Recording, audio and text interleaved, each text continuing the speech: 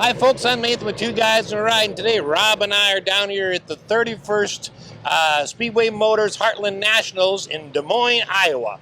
And we're here with Jim. Jim, oh man, you have got a dream sitting behind us. So tell us what this is. Well, it is a dream, and it's been a long time in the making. In about 2010, I was reading a hot rod magazine, and in the back of it there was a tiny little ad, and I read it, and it said small block Ford cross ram manifold setup, and I said no way, no way. So I called it up, and it was Jim Iglesias Racing. Okay. And he said, yeah, a guy ordered 6 for his race cars, and because there's a break on casting, I did 6 more that I'm selling to individuals, and I don't have many left. You only had 6, you can't. So I said, oh my God, I want one. So I sent a check. Okay. And then he got back to me after the check arrived and says, what kind of driving are you going to do and stuff? Because he would pick out the double carbs for it based on your driving. Okay. So you got the fuel and stuff mixed to what you were going to do for your engine So he and tuned it driving for you, seats. okay? He tuned it, and he sent it, and he says, you may need to retune it, but he makes professional stuff, and Right. so once you tune it, it stays pretty stable. I'll know more when I start driving it daily. More. Yeah, because you just got it. Just the project, I had the thing, the carburetor manifold set up, and in 2019, I finally decided what the car and engine was going to be, and Thursday this week, we just finished the project. So, well, let's just start with the engine here, because I tell you what. So tell us what the actual engine is. okay, so with the manifold I had, obviously I was going to be looking at a short, small block Ford, and so I looked at who was making crate engines, and I came across Performance Unlimited, and I thought the 347 stroker package sounded pretty nice. So I called them up to see if they would actually work with my intake setup. Right. And the guy I spoke with on the phone says, oh, no problem. I have one of the 6. Oh, and you serious? Yeah. What are the chances? And it's like, oh my God, there's only 6 in a million, people. But so I sent it down to him, and while they were working on the engine, I decided that I would have Mark's chassis work on the Falcon to put in the Mustang 2 front end and 4-link rear end, and I told him that it was going to be a street driver, so we didn't have to reinforce it to do drag racing. Right. So they were able to work with all of that idea and do the bracing and the rear end to match up with the transmission and everything together. And man, I'll tell you what, that's beautiful. Now, what made you decide on a Falcon body? From about 2010, when I got the manifold set up, I actually wasn't sure what car. I'd used a number of muscle cars in the early 70s when I was doing things, and I didn't want a muscle car again. And I wanted something with really classic features, but had sort of the transition from the 50s to the 60s. Okay. And this really, the more I thought about it and I looked at different things, this really fit the bill. It's clean, it's still got curves, it's making the reference to the aerodynamics and jet sort of thing. Okay. And it's got a small engine bay. But because I have this cross ram, I don't have to worry about putting a bump, a hole, or anything else into it like we see. And not that that's bad, and there are a lot of period correct ways to do that. But what I wanted was this car, I hate the term sleeper per se, but I really wanted this to be little details to really make it a little more magic, but not lose the reality of the car as it was when it came off the factory floor. So it seemed like a grand thing to do, and I'm really happy with how it all fits in there, and you don't know. So well, it looks absolutely stunning. You're right, with that hood closed, I mean, what, 1 of 12? No one's going to guess what's under there. No, I mean, you can hear that it's obviously not the 144 6-cylinder. Right, but still, 1 of 12, But you're no, never... but you won't guess that when you open it. In fact, you see a lot of people walk down the drag here and walking by, and they say Falcon, and it's like their feet stop as they pivot back, and it's because you just like, no, I haven't seen anything like that. Not at all. So, horsepower, torque? It's 400 horsepower, but the torque, which is what I care about, it's 460 foot-pound at 3,000 RPMs. Ooh. So I tell my wife I can get you ice cream treats, and they won't melt before I get back now. And somebody pointed out to me that I'll need a good cup holder so it's not on the back window.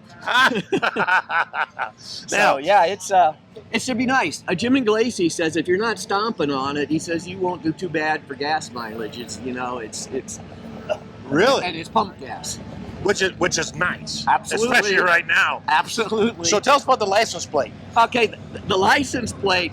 Well, I went in about a year ago, and I was looking for a specialty plate, and I went in, and while I was getting all these other cars I was trying before I picked the Falcon, the motor people got to know me in the county seat, and so I went in, and normally they won't check online for you to see if it's been used, but they said, we always know you're coming in. So they said, well, tell us what your choices are. They gave them a list. The first one on there was family car. And they looked, and he says, well, you're in luck. Just 6 months ago, they moved out of the state, turned in that license plate. So I was able to, I got it. It was a total surprise. I mean, it was like that little ad. It's like the stacks on the carburetor. Those were just started being commercially made in the last couple years. I think it's an Italian company, and they were developed and tested, so they're actually good airflow through.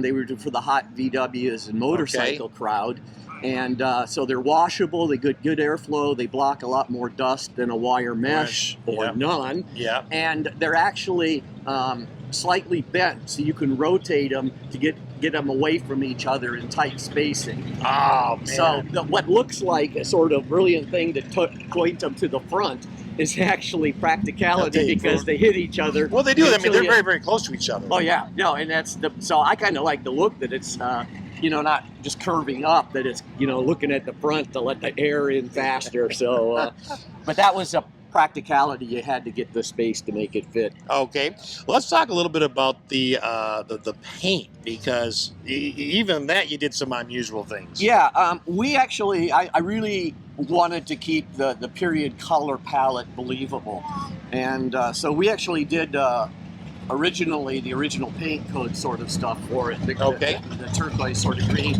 But we really didn't like it, so Keith and he kept making different versions, and we kept looking at it, and decided maybe half a dozen. Which that shop was located close to where you live, so you were able to visit. Yeah, that's 20 minutes drive away. Okay. So once Mart's got done with it, I trusted them for everything they were doing with the chassis and stuff, but I wasn't there to visit, so it was a lot of phone calls, or every now and then a picture.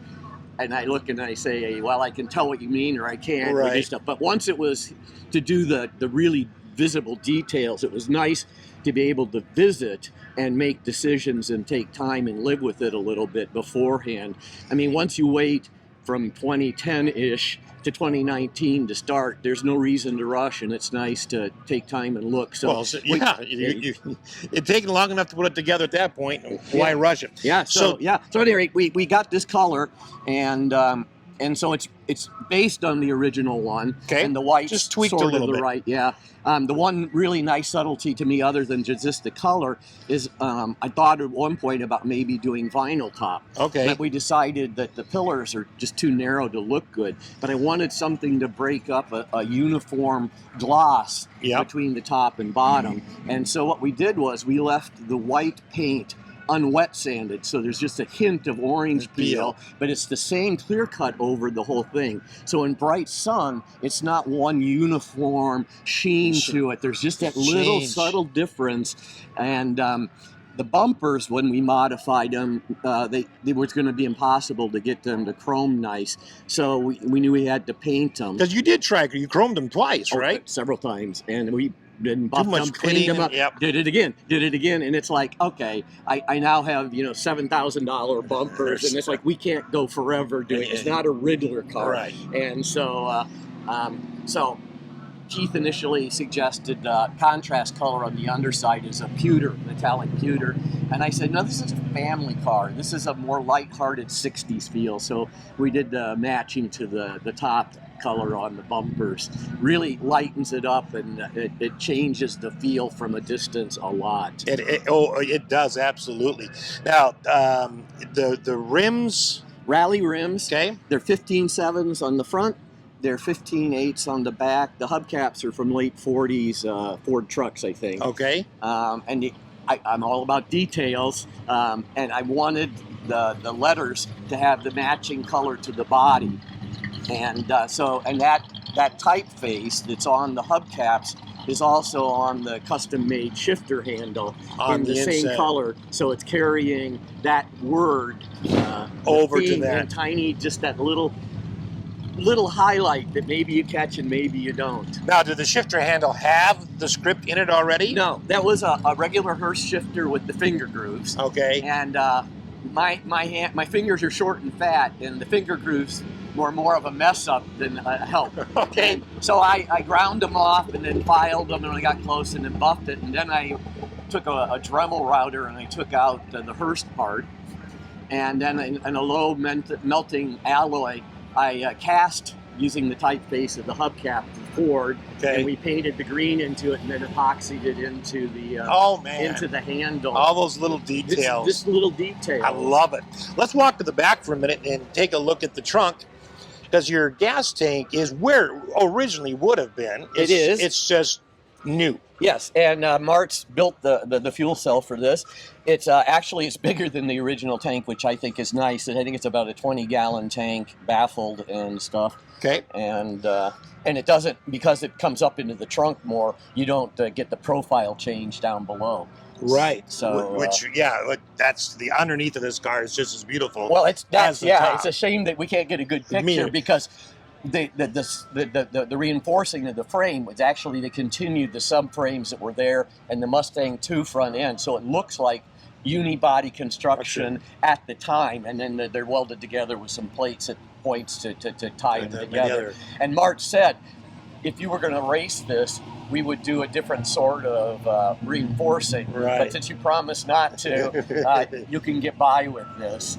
And but you see the color underneath the metal parts are either the pewter or they're the collard green or like the exhaust. It's Cerakoted all the way back, so it's black exhaust. Those are straight all the way to the front. They're almost perfectly straight from the back till you come just to near the 4-link rear end. It makes a 45-degree angle to the outer part of the car, and then it makes another some not quite 90 over back, and it comes straight out. So it's only got 2 bends in the exhaust. Wow. And, now the battery normally would have been mounted in the engine of the original car. Now it's mounted back here. Yeah, that was if it did get out to the track, we wanted it to meet the standard, so it's got the battery disconnect under the bumper to go with it.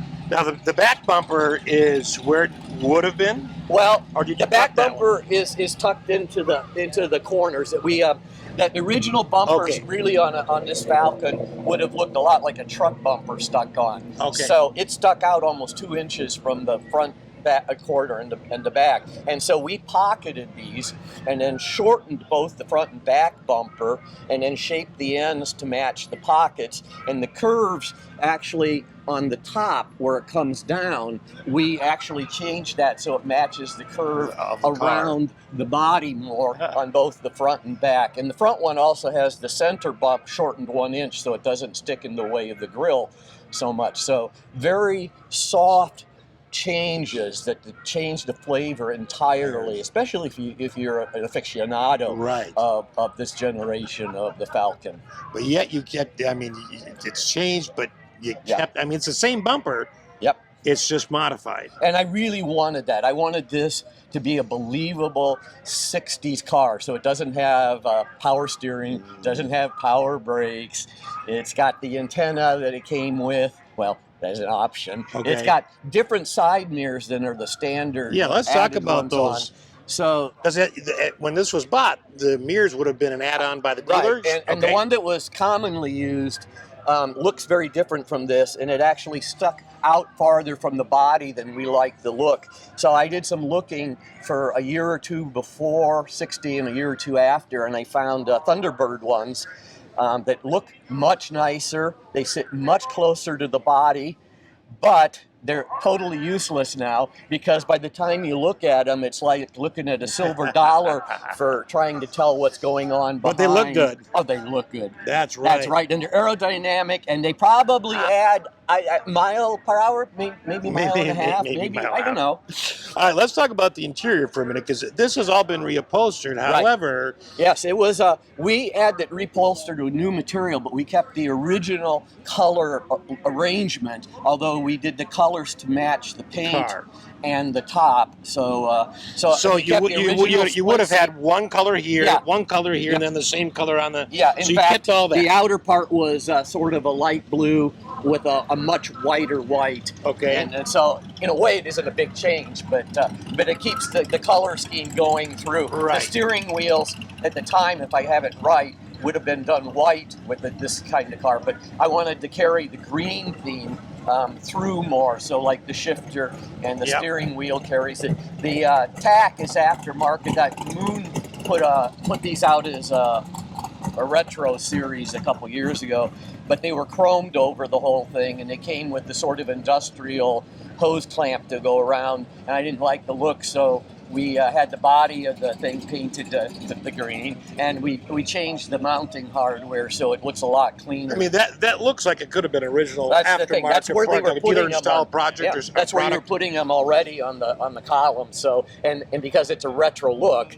it's once again you're carrying a little modern, but I like it. Now the dash is original. The dash is original. We used the whole original dash, but we put modern gauges in that were a little better shape. Right. Oh, sure. Now the radio looks like it would be period correct, but right. it is. It's one of these. I think it's Modern Radio or something does it. At any rate, what they do is they get old radio faces and they then put all modern works behind it. So you have Bluetooth. Yeah, you can have Bluetooth. It's got 6-channel.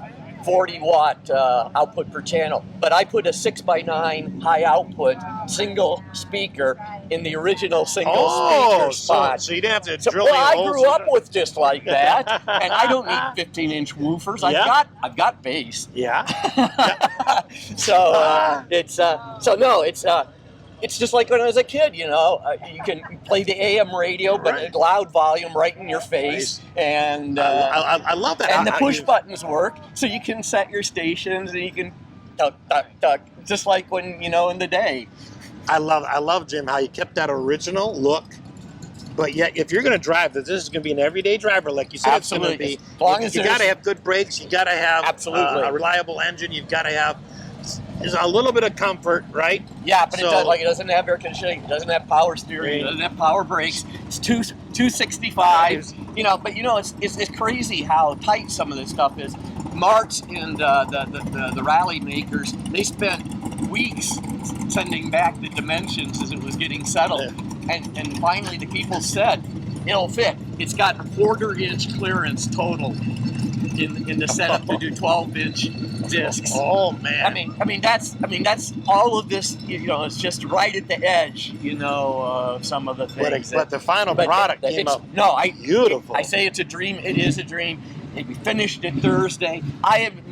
Until this show, I haven't been able to see it from 10 or 15 feet away. So I'm still getting used to seeing it in its entirety rather than pictures of part of it and, little bits of things and everything else. So. All right. So let me ask you a couple more questions here, and then we'll wrap up.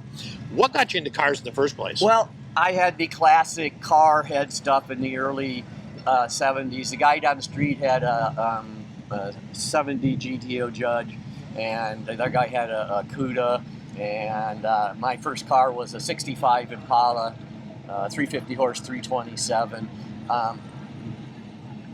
The guy with the GTO, he made his look beautiful and run nice. The guy with the Cuda, he kept it not getting any worse looking, but it ran great.